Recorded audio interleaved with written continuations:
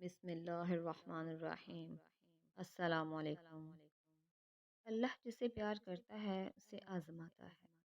اسی طرح حضرت ابراہیم علیہ السلام کے خواب میں آواز آتی ہے کہ اے ابراہیم، اے خلیل اللہ، اپنی سب سے خوبصورت اور پیاری چیز میری راہ میں قربان کر دو۔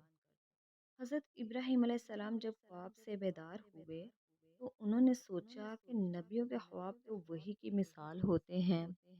پھر حضرت ابراہیم علیہ السلام کے پاس جتنے بھی مویشی تھے ان کے پاس بہت ہی تعداد میں اونٹ موجود تھے۔ انہوں نے سب کے سب اللہ کی راہ میں قربان کر دیے اور اللہ کا شکر ادا کیا۔ جیسے ہی وہ رات کو پھر آرام کرتے ہیں تو خواب میں پھر سے وہی آواز آتی ہے کہ اے ابراہیم، اپنی سب سے پیاری چیز میری راہ میں قربان کر دے۔ تو حضرت ابراہیم علیہ السلام سوچنے لگے تو میری تو اب سب سے پیاری چیز صرف میرے پاس میرا فرزند ہی ہے۔ اللہ یہ تو نہیں دیکھنا چاہتے کہ کہیں میں اپنے فرزند سے زیادہ پیار کرتا ہوں یا اپنے خدا سے۔ جیسے ہی ان کے ذہن میں یہ خیال آیا تو انہوں نے ارادہ کر لیا تھا کہ میں اپنے فرزند کو اللہ کی راہ میں قربان کر دوں گا۔ صبح اٹھ کر وہ اپنی زوجہ سے کہنے لگے کہ فرزند کو تیار کر دو، اچھا لباس پہنا دو، میں نے اس کو اپنے دوست کی دعوت پر لے کر جانا ہے۔ حضرت ہاجرہ بہت خوش ہوئی اور اپنے بیٹے کو تیار کرنے لگی۔ اللہ کی خوشنودی کے لیے حضرت ابراہیم علیہ السلام حضرت اسماعیل علیہ السلام کو لے کر قربان گاہ کی طرف جانے لگے تو اسی اثنا میں شیطان بھی آ گیا اور بی بی ہاجرہ کو ورغلانے لگا اور کہنے لگا کہ یہ تمہارے بیٹے کو مارنے کے لیے لے جا رہا ہے، کسی دوست کے گھر دعوت پر نہیں لے جا رہا۔ تو حضرت بی بی ہاجرہ نے کہا کہ میں جانتی ہوں اے شیطان تم پر اللہ کی لعنت ہو، اور اگر ایسا بھی ہے تو اللہ کی رضا کے لیے قربان ہو رہا ہے تو اس سے اچھا اور فخر کا کام میرے لیے کوئی بھی نہیں کہ میں ہزاروں بیٹے بھی ہوتے تو میں ان کو بھی اللہ کی راہ میں قربان کرنا پسند کروں گی۔ سبحان اللہ۔ پھر شیطان حضرت اسماعیل علیہ السلام کے پاس گیا اور کہنے لگا کہ تمہارا باپ تمہیں قربان کرنے کے لیے لے کر جا رہا ہے۔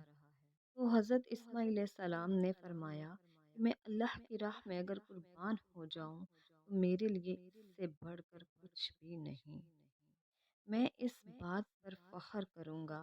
تو اس کے بعد وہ شیطان حضرت ابراہیم علیہ السلام کے پاس گیا اور بولا کہ تم کیوں اپنے بیٹے کو اللہ کی راہ میں قربان کر رہے ہو؟ تمہیں کیا پتا تمہاری قربانی قبول ہوگی یا نہیں؟ تو حضرت ابراہیم علیہ السلام پتھر اٹھاتے ہیں اور شیطان کو لعنت کر کے پھر مارتے ہیں۔ آج بھی وہ جگہ قائم ہے جہاں لاکھوں لوگ شیطان کو پتھر مارتے ہیں۔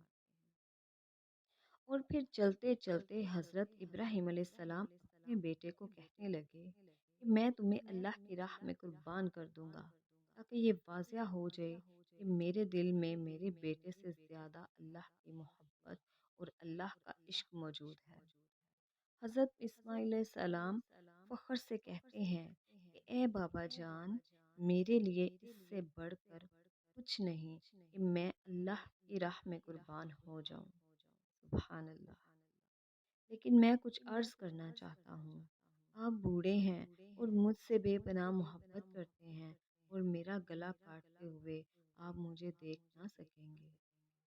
بابا میں چاہوں گا کہ مجھے قربان کرنے سے پہلے آپ اپنی آنکھوں پر پٹی باندھ لیں اور میرے ہاتھ اور پاؤں کو رسی سے مضبوطی کے ساتھ باندھ دیں۔ حضرت ابراہیم علیہ السلام نے اپنی آنکھوں پر پٹی باندھ لی اور حضرت ابراہیم علیہ السلام کے ہاتھ اور پاؤں کو رسی سے باندھ دیا۔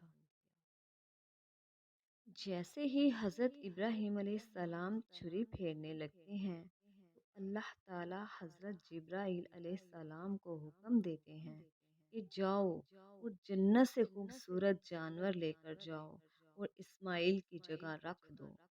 اور ابراہیم علیہ السلام اپنے امتحان میں کامیاب ہوا اور وہاں حضرت ابراہیم علیہ السلام چھری پھیرتے پھیرتے خون بہنے لگتا ہے تو ابراہیم علیہ السلام اللہ کا شکر ادا کرتے ہیں، اور جیسے ہی آنکھوں سے پٹی اتارتے ہیں تو کیا دیکھتے ہیں کہ حضرت اسماعیل علیہ السلام صحیح و سالم ان کے سامنے کھڑے ہیں، اور قربان گاہ میں ایک جانور اللہ کی راہ میں قربان ہو چکا ہوتا ہے۔ پھر غیب سے آواز آتی ہے کہ اے ابراہیم علیہ السلام، تیرے اس عمل کو تا قیامت تک یاد رکھا جائے گا، اور تیری اس سنت کو قائم و دائم رکھنے کے لیے اللہ کی راہ میں قربانیاں پیش کی جائیں گی۔ آج حضرت ابراہیم علیہ السلام کے اسی سنت کو قائم و دائم اور تازہ رکھنے کے لیے تمام مسلمان عید الاضحیٰ پر جانوروں کو قربان کرتے ہیں۔ سبحان